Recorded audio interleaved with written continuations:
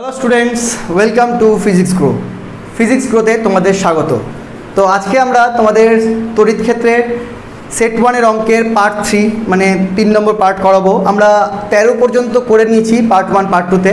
Part 3তে আমরা আজকে 14 থেকে শেষ 24 পর্যন্ত সমস্ত অঙ্ক করিয়ে দেবো।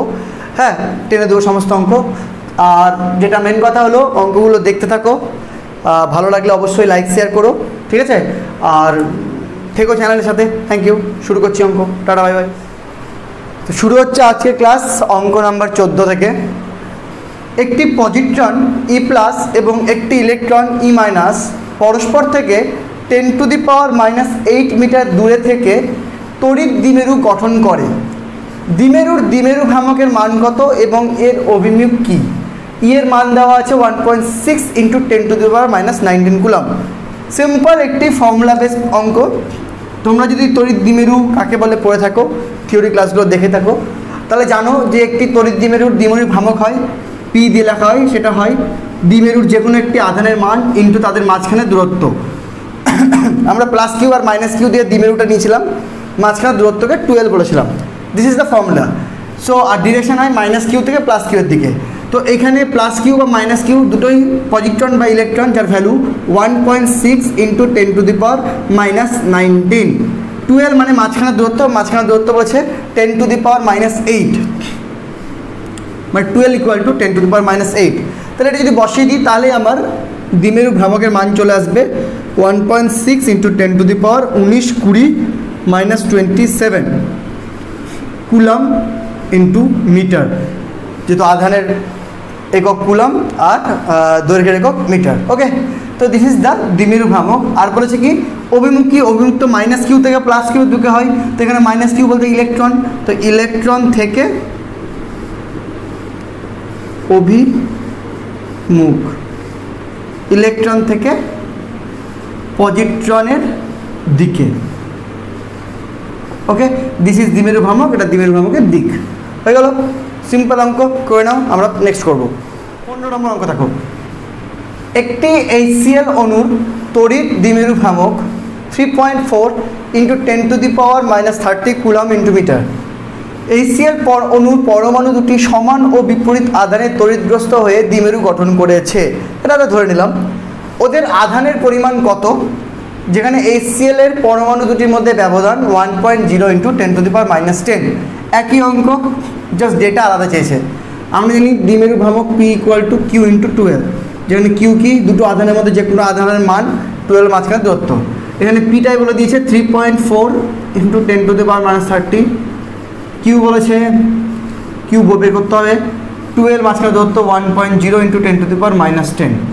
So Q = 3.4 × 10⁻⁻30 divided by 1 × 10⁻⁻10, that is 3.4 × 10⁻⁻20 coulomb. So প্রত্যেকটা আধানের মান 3.4 × 10⁻⁻20 কুলম, একটা প্লাস 3.4 × 10⁻20 কুলম, একটা minus 3.4 × 10⁻⁻20 coulomb. Okay, this is the problem. চলো নেক্সট অঙ্ক নাম্বার 16 দেখো।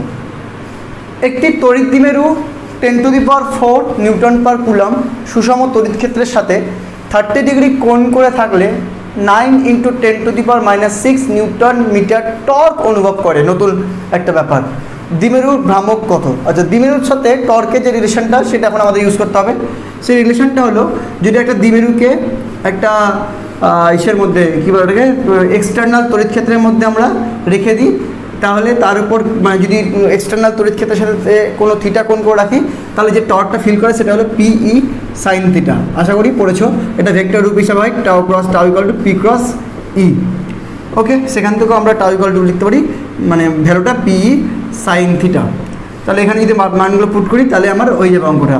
তাহলে এখানে টাউটা বলে দিয়েছে 9 × 10⁻⁻26। পি এর মানটা আমাকে বের করতে হবে। ই এর মান বলে দিয়েছে 10⁴, সাইন থিটার মান বলে দিয়েছে 30 ডিগ্রি। এগুলো পুট করলে তোমার অঙ্কটা হয়ে যাবে। সো P = এদিকে 9 × 10⁻⁻26 divided by 10⁴ divided by 1/2, because sine 30 half. So এখান থেকে লিখতে পারি, গুণ করে দিলে 18 इंटू 10⁻26 आरो माइनस कर ले -30 ओके 18 इंटू 10⁻30 द्विमेरु भ्रामक माने কুলম इंटू मीटर তাই বুঝতে পারলেন? তো সেটা টর্কের সাথে রিলেশন করে অঙ্কটা করতে হলো। Next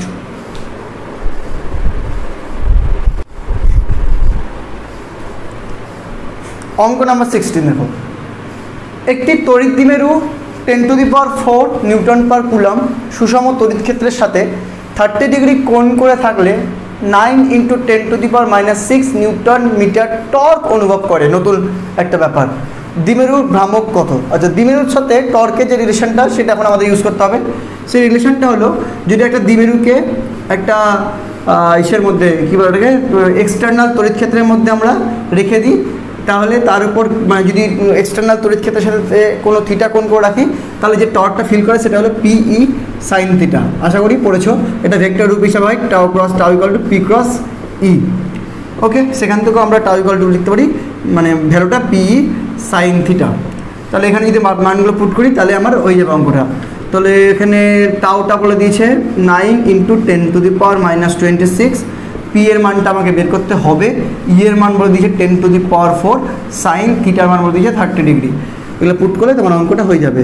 so P is equal to এদিকে 9 × 10⁻26 divided by 10⁴ divided by 1/2 because sine 30 half. So এখান থেকে লিখতে পারি, গুণ করে দিলে 18 × 10⁻26 আরও মাইনাস করলে -30 ওকে 18 × 10⁻30 দ্বিমেরু ভ্রামক মানে কুলম ইন্টু মিটার। তাই বুঝতে পারলেন? তো সেটা টর্কের সাথে রিলেশন করে অঙ্কটা করতে হলো। নেক্সট 17 নম্বর অঙ্কটা তোমাদের ছায়া প্রকাশনীর যে বইয়ের যেখান থেকে আমি করাচ্ছি, সেই অঙ্কটা আমার সেট 2 এর যে প্রবলেমস করেছি সেই প্রবলেমের মধ্যে আমি লাস্টে যে লাস্ট পার্ট 3 করেছিলাম তাতে শেষের দিকে করে দিয়েছি 10 নম্বর আর 17 নম্বরটা, ঠিক আছে? তো 10 নম্বরটা তো আমি আগের ভিডিওতেই বললাম কোথায় করেছি, অ্যাড্রেস বলে দিয়েছি। 17 নম্বরটা অ্যাড্রেসটাও লিখে নাও। 17 নম্বর অঙ্কটা যদি দেখতে চাও তাহলে তুমি সার্চ করবে 12.1.2.3.S2। কেমন করে পেলে? 12 for 12 class 12, 1 for unit 1, 2 for chapter 2, 3 for part 3 যেহেতু পার্ট 3 করা আছে, S2 ফর সেট 2। এটা সার্চ করলে সেই যে ভিডিওটা প্রথমেই আমার ভিডিওটা পেয়ে যাবে, দেখে বুঝতে পারবে নামটা। তখন সেই ভিডিও পাওয়ার পর 46 মিনিটের পর থেকে, অ্যাকচুয়ালি 46 ঘন্টা মানে 46 মিনিট 22 সেকেন্ড, ঠিক আছে? তো এটার পর থেকে তুমি দেখতে গেলে এই 17 নম্বর অঙ্কটা দেখতে পাবে। ওখানে আমি সুন্দর করে করে দিচ্ছি, ঠিক আছে?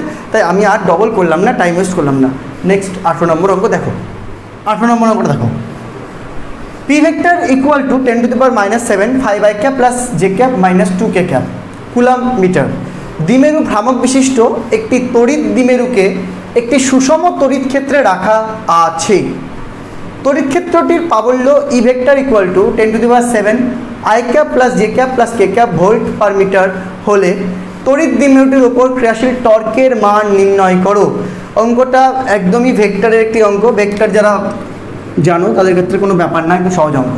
প্রথমত যেহেতু সমস্ত জিনিস ভেক্টর দিয়ে আছে, তাহলে ভেক্টর দিয়ে টর্ক আগে বের করতে হবে, তারপরে তার মান বের করবো। তো ভেক্টরকালি টর্কের যে ফর্মুলা আমরা জানি সেটা হলো P ক্রস E। তো P ক্রস E তো বসিয়ে দাও। P হলো 10⁻⁷ 5i cap plus j cap minus 2k cap cross E এর ভ্যালু হলো 10⁷ i cap plus j cap plus k cap। ওকে, তো এই দুটো মিলে 10⁷ 10⁻⁷ মানে 10⁻⁴ 10⁻⁻7 প্লাস 7 হয়ে গেল, এটা আলাদা। আর ভেতরেও থাকলো 5i cap plus j cap minus 2k cap cross i cap plus j cap plus k cap। ওকে, তো এটা হয়ে গেল 1 10⁻⁴ মানে, তাহলে আর লিখলাম না, শুধু এই জিনিসটা করলে হয়ে গেল। তাহলে এই জিনিসটা হবে, এটা দিলাম না, একবারে করছি, i cap j cap k cap 5 1 minus 2 1 1 1, তাই তো? দুটো ভেক্টরে ক্রস করব, তাহলে i j কে নিলাম, এর সহগ এর সহগ এর সহগ এর সহগ এর সহগ এর সহগ, ঠিক আছে? তাহলে এটা বের করলে আমার হয়ে গেল। এবার রুল কি, আই ক্যাপ রেখে রো কলাম বাদ 1 মাইনাস মাইনাসে প্লাস 2, বুঝতে পারলে 1 এককে 1 মাইনাস 2 এককে মাইনাস 2, মাঝখানে মাইনাস মাইনাস মাইনাসে প্লাস, প্রথমে একটা প্লাস পরেরটা মাইনাস, জে ক্যাপ। এটা হলো তোমার ডিটারমিনেন্টের ফর্মুলা, যারা ডিটারমিনেন্ট জানো তারা তাদের কাছে সহজ, যারা জানো না একটু শিখে নাও।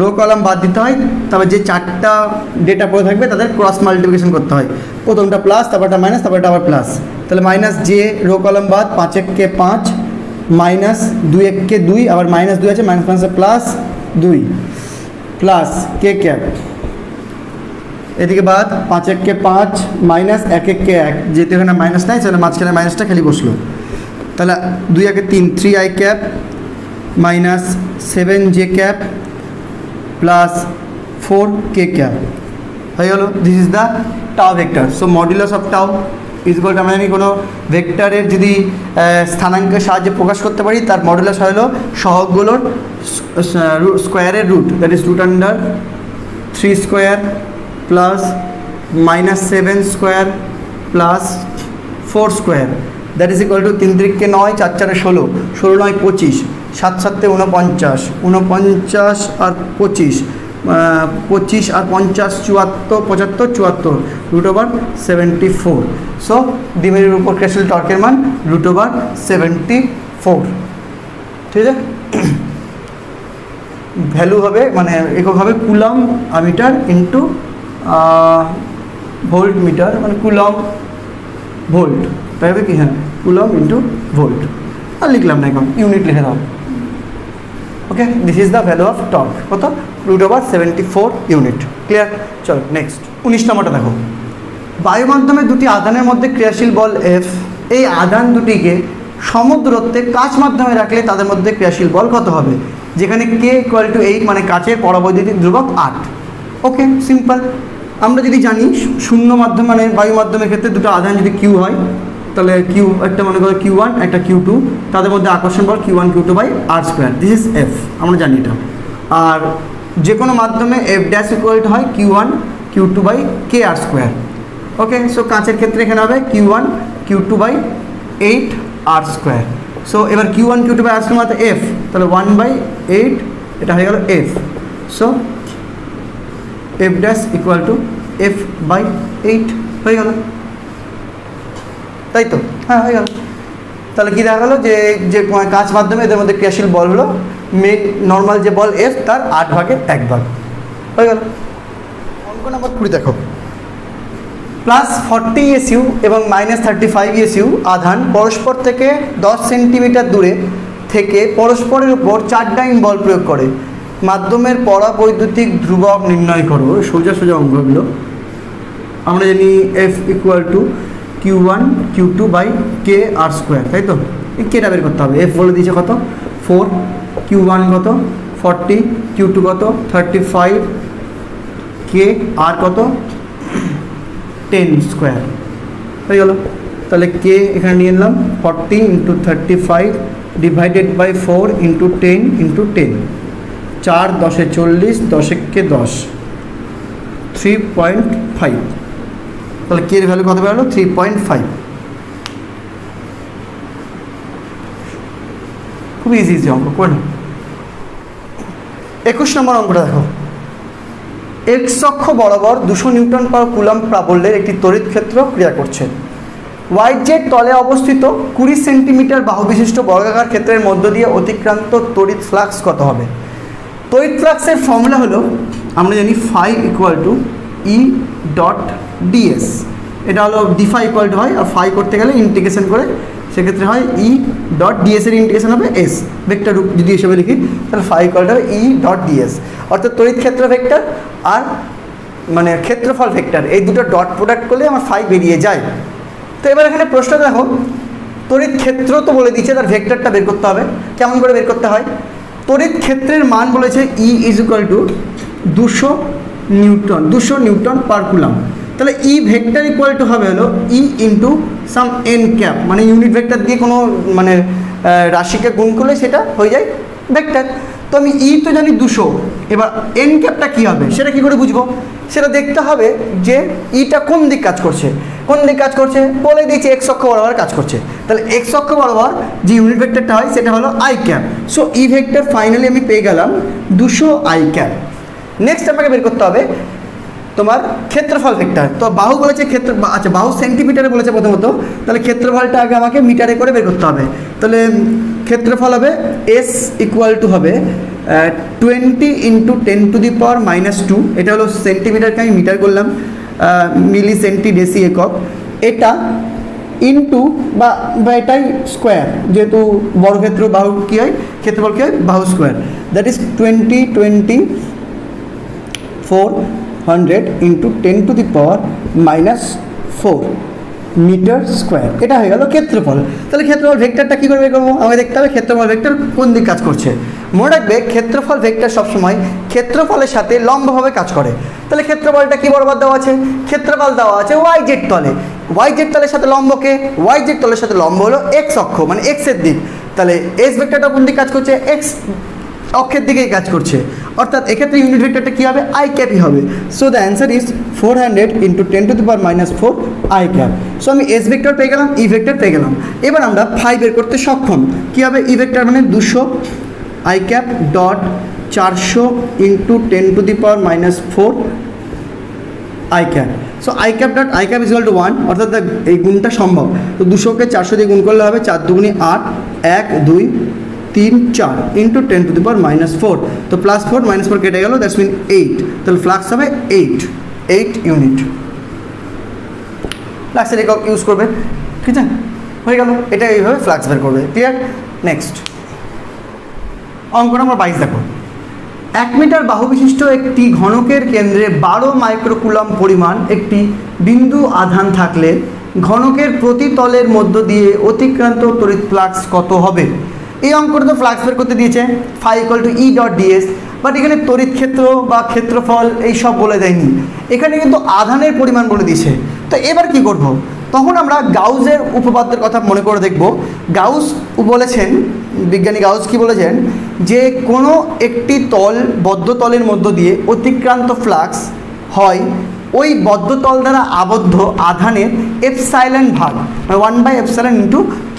মানে গাউসের উপপাদ্যটা হলো phi is equal to integration E.ds, this is equal to মানে overall S is equal to Q/ε0, Q enclosed/ε0, ঠিক আছে? তাই আমরা এটা দিয়েও ফ্লাক্স বের করতে পারি, আবার এটা দিয়েও তো করতে পারি।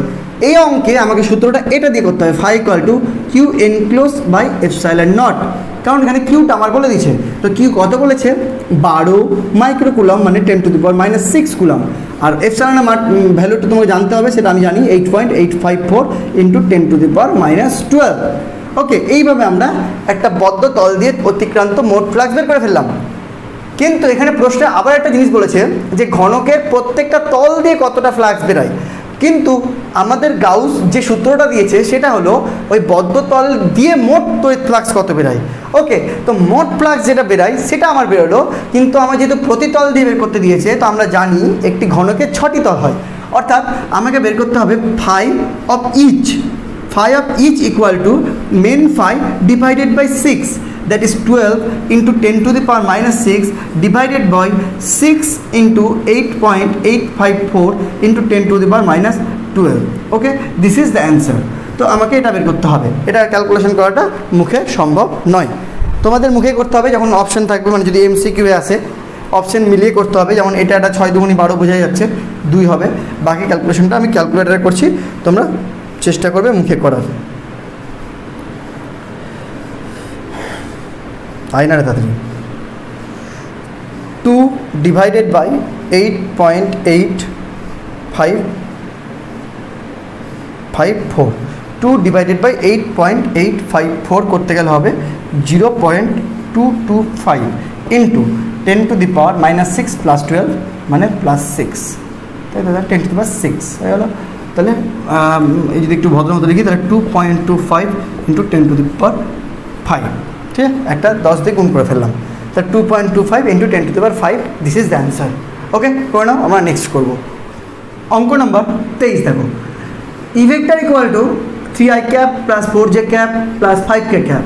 প্রাবল্য বিশিষ্ট তড়িৎ ক্ষেত্রে স্থাপিত S vector equal to 10i cap ক্ষেত্রের মধ্য দিয়ে অতিক্রান্ত তড়িৎ ফ্লাক্স কত হবে?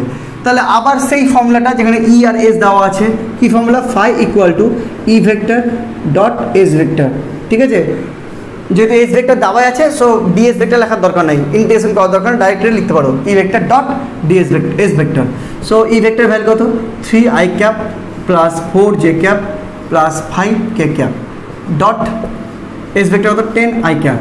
সো ডট প্রোডাক্টে জানি I cap dot I cap, J cap dot I cap, K cap dot I cap প্রত্যেকের সাথে করতে হবে।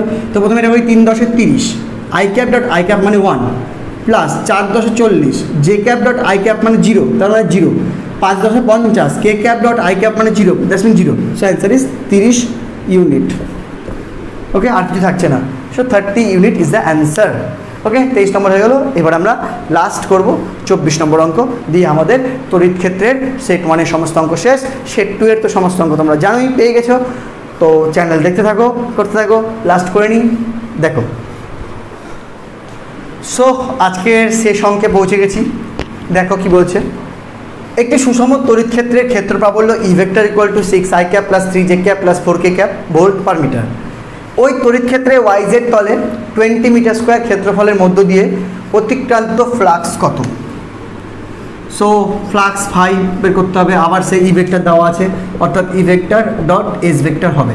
সে তার মধ্যে ই ভেক্টরটা কত দেওয়া আছে? 6i cap plus 3j cap plus 4k cap. S ভেক্টরটা দেওয়া নেই, এস দেওয়া আছে। এস কত দেওয়া আছে? এস দেওয়া আছে 20 মিটার স্কোয়ার। সো আমাকে এসের ডিরেকশানটা লাগবে। মনে রাখবে এস সবসময় কিসে কাজ করে? যে কোনো তলে লম্ব হবে। তো কোন তল দিয়েছে? ওয়াইজেড তল। ওয়াইজেড তলের লম্ব কি? এক্সের দিক। দ্যাটস মিন এস ভেক্টর হবে 20 ইন্টু এক্সের দিক মানে আই ক্যাপ। হয়ে গেল। সো এবার ডট প্রোডাক্ট করতে সক্ষম আমরা। So phi is equal to 6i cap plus 3j cap plus 4k cap dot 20i cap. So I cap dot I cap 1, 6 × 20, 6 × 12, 120। 3j cap dot I cap 0, K cap dot I cap 0 লাগবে না, তাহলে 120 unit. তো flux is 120 unit. So আমাদের তড়িৎ ক্ষেত্রে set 1-এর সমস্ত অঙ্ক শেষ। সেট 2-এর সমস্ত অঙ্ক আমি আগেই শেষ করে ফেলেছি। তোমরা সমস্ত থিওরির ডিটেলসে পড়ানো রয়েছে। তার সাথে ইলেকট্রোস্ট্যাটিক্সের নিটের প্রবলেমও আমি করিয়েছি। ইলেকট্রোস্ট্যাটিক্স পার্টটা তোমাদের কাছে এই চ্যানেলে পুরো সেরা রয়েছে আমার মতে। যাই হোক, তো করতে থাকো। এবার বক্তব্য হলো যে প্রত্যেকটা ক্লাস করার পর আমি তোমাদের কাছে একটা মার্জিনাল লাইক 20 লাইকস চাইতাম। তো আর চাইছি না। কেন চাইছি না? তার কারণটা হলো, তোমার যদি ক্লাসগুলো ভালো লাগে তুমি লাইক করো, হ্যাঁ আমার ভালো লাগবে, আমি মোটিভেটেড হব অবশ্যই। তবে আমি আর এই প্রমিস করতে পারছি না যে 20টা লাইক কমপ্লিট হওয়ার পরই আমি তোমাদের ক্লাসটা সাথে সাথে দিতে পারবো। তার কারণটা কি? তার কারণ হলো স্কুল আগামী 4-5 দিনের মধ্যে খুলে যাচ্ছে। অর্থাৎ আমাকে স্কুল করতে হবে। সে 9টা থেকে 5টা, মানে 9টায় বাড়ি থেকে বেরোতে হয়, দূরে স্কুল, 5টায় ফিরি। তো স্কুল করার পর অত এনার্জি পাওয়া যায় না। সো যদি যেমন এনার্জি আমি এখন পাচ্ছিলাম, টানা মোটামুটি সপ্তাহে 3টা ক্লাস করে ফেলছিলাম, 3টা থেকে 4টা, সেখানে স্কুল খুলে গেলে আমি সপ্তাহে 1টা বা 2টো ক্লাস করতে পারবো। অর্থাৎ যে সময় আমরা সেট মানে 11-এর ক্লাস, আমি সাধারণত 11-এর ক্লাস, 12-এর ক্লাস, নিটের ক্লাস করছি, 3টা ক্লাস কন্টিনিউ করছি। তো যে সপ্তাহে আমি 11 ক্লাস বা 12-এর ক্লাস করবো, সে সপ্তাহে আমি নিটের ক্লাস করতে পারবো না। যে সপ্তাহে নিটের ক্লাস করবো, সে সপ্তাহে 11 আর 12-এর ক্লাস করতে পারবো না। ওকে, সো তোমরা ভিডিওগুলো দেখো, লাইক করো, কমেন্ট করো। আমি চেষ্টা করব যত তাড়াতাড়ি সম্ভব আমি তোমাদের ক্লাসগুলো পৌঁছে দেওয়ার।